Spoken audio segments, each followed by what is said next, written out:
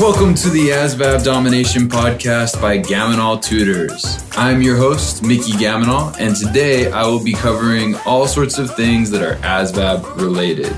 If you have an ASVAB coming up, or if you just want to prepare for any standardized test that's high stakes, this show was made for you.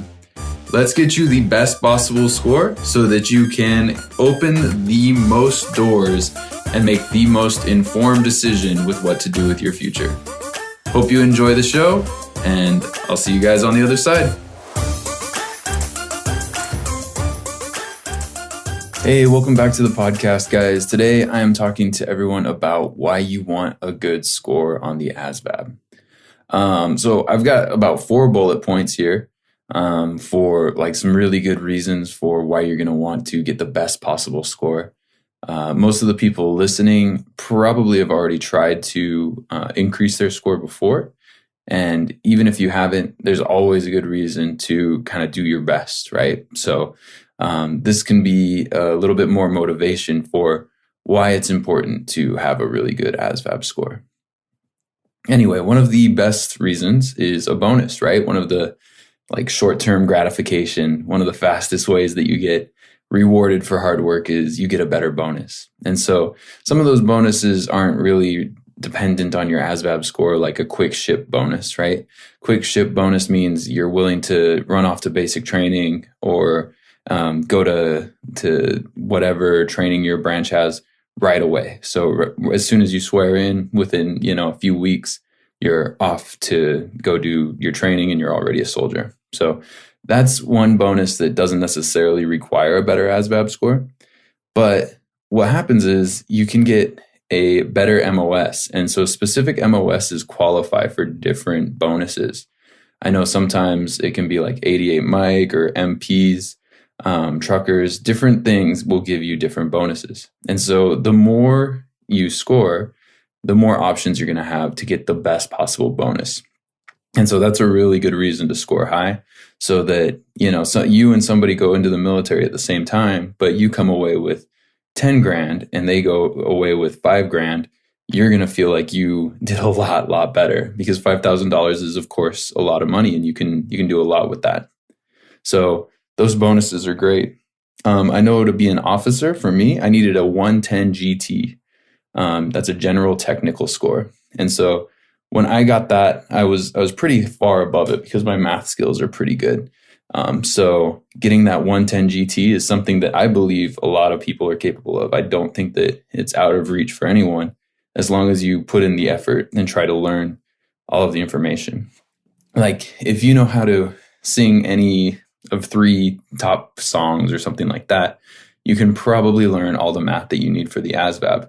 And most people I know have 3 favorite songs that they know all the words to. And so the same thing is true for all of the math formulas and stuff like that. Sometimes it may feel like you can't learn these things, but it's just like anything. You can learn anything that you focus on long enough and that you spend enough time with. So there's that for the GT scores. I know Army will give out up to 50,000. Navy will give out about 40,000, maybe up to 50,000. Air Force does about 15,000 and Marines do 2,000 to 8,000. So there's a lot of money to be made out there, a lot of bonuses for a good ASVAB score. So the bonus, that's reason number 1. Reason number 2 is the MOS. So in the Army, we call them MOS, Military Occupational Specialty. I'm not sure about the other branches, but your MOS is going to be the job you do for the next 6 years. Some of the more attractive jobs for me, it would be like in healthcare, right? So 68 Whiskey, that's a combat medic. Those guys get a lot of healthcare training through the military. And even if, you're just an E1 or an E2, so you're not making a ton of money per month, you're gaining a ton of skills, right? I know 68 Whiskeys, they know how to draw blood. They know how to give shots. They know a lot of different things. So, picking a good career is going to vastly change your life.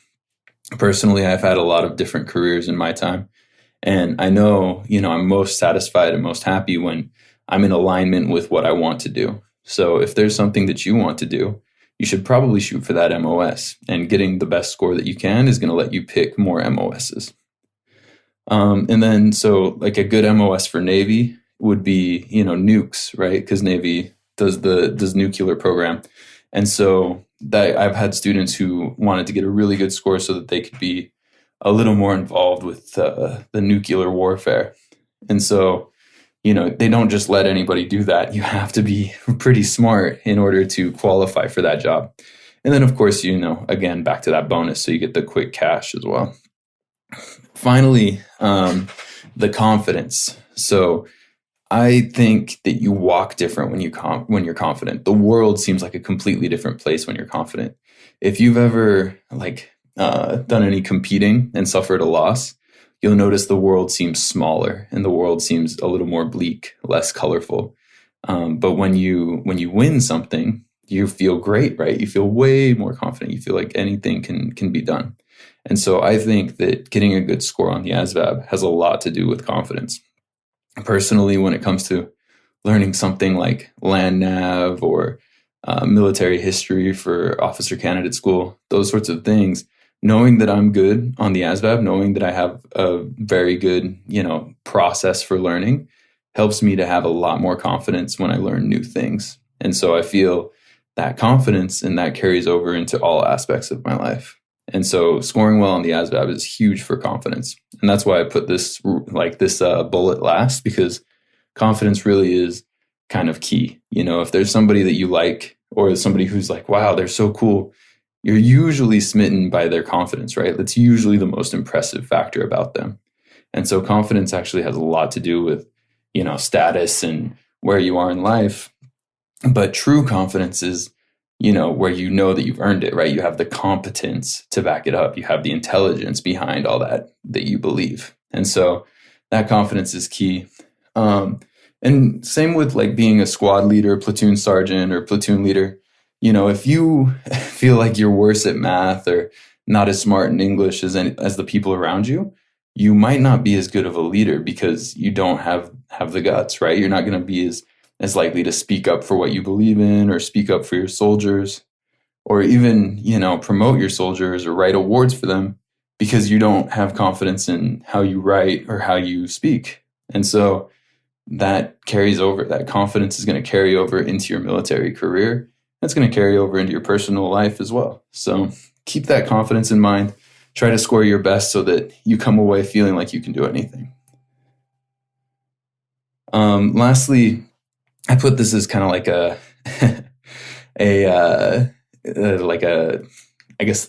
footnote. You're a better soldier if you've earned your accomplishments. And so if you've struggled with the ASVAB and you're thinking about going for like a Cat 4 waiver or something like that, I feel like this hobbles your confidence, right? I feel like you'll spend a lot more time in the military if you've gotten a Cat 4, a little self-conscious about your math and English skills. And personally, I think that these are skills that are a lot easier to build than to get around.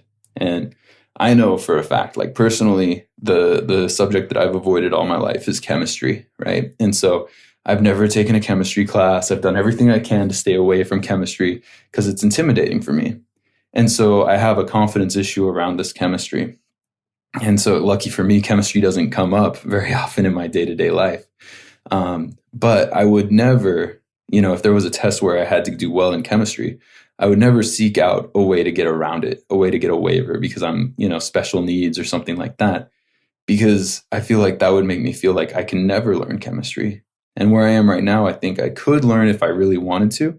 And so if I find a way around having to learn something, it just proves to myself that I'm not worthy, that I'll never understand that. And it's way over my head. And that would be damaging for my belief in myself. And so all that to say, if you're thinking about going for a Cat 4, try not to do so much research on getting a Cat 4 and start just researching some fractions, man. Like, just check out how to do slope-intercept form. Like, figure out one thing that you're good at. Maybe it's exponents or scientific notation. Start with the simple stuff and then just build up those skills and quit trying to, legislate your way out of getting a good ASVAB score. Because, again, you may spend your whole career feeling like you're no good at these things. And that doesn't help anybody. So that's my little spiel about anti-Cat 4. I know some people do need it. Some people use it, right? Waivers are in place because they help people. And so if you need a waiver and that's the only option you have and that's how you got in and you're a great soldier, those situations do exist. And I don't want to, demoralize you or make you feel bad about anything. But if you're still self-conscious about your math and English skills, maybe it's time to try to pick those up. Just because you got a Cat 4 doesn't mean that you can't turn around and learn. And just so everybody knows, a Cat 4 is a waiver to get out of taking the ASVAB. And so, or to get in with a lower score than necessary. So it basically is a waiver to say like, oh, this person didn't score as well, but they're still going to get in. So anyway, that's my spiel about Cat 4. Finally, if you like this this podcast, go ahead and like it, share it with somebody who needs the help, especially if you know any of those Cat 4 soldiers out there who are trying to get the Cat 4. Let them know that like, hey, you can learn this stuff. It just takes a little bit of practice. And then I'm going to sign off by saying, do something today that either makes your or someone else's life better. All right. Thanks so much, guys. I'd also really appreciate a review. If you have anything good to say about the show, if you think it's helpful at all, please leave me a review and anywhere that this podcast showed up. All right. Thanks, guys. Have a great day. Hey, for those of you who don't know, the ASVAB is a responsive test. And what that means is for every question that you go through, whether you get the answer right or wrong, the question that follows is either going to be harder or easier based on your skill level. The reason they do this is if you start getting a lot right, they want to see just how good you are at math. So it's going to give you harder and harder questions. And if you just got one wrong, it's going to give you easier questions to see just how bad you are at math. So if you've ever been taking the ASVAB and you've seen a question that you don't know how to answer or you have no idea what it means, it probably means that you were getting some right answers and now you're at a point where you don't know how to answer anymore because now this is the skill level that you're not at yet. And so what I've done is I've gone ahead and created the ASVAB crash course for the math phobic. This crash course goes over 11 sections of math and shows you kind of what the hardest questions will look like. And then I break it down into simple and easy to understand steps so that if you see one of these hard questions on your test, you'll know two things. One, you'll know that you're killing it and you're doing really, really well because they wouldn't ask you hard questions if you weren't doing well.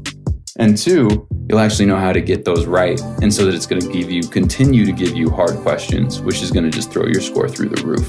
And this, of course, is going to result in a better MOS, a better bonus, a better career, and a better 6-year contract or 3-year contract overall.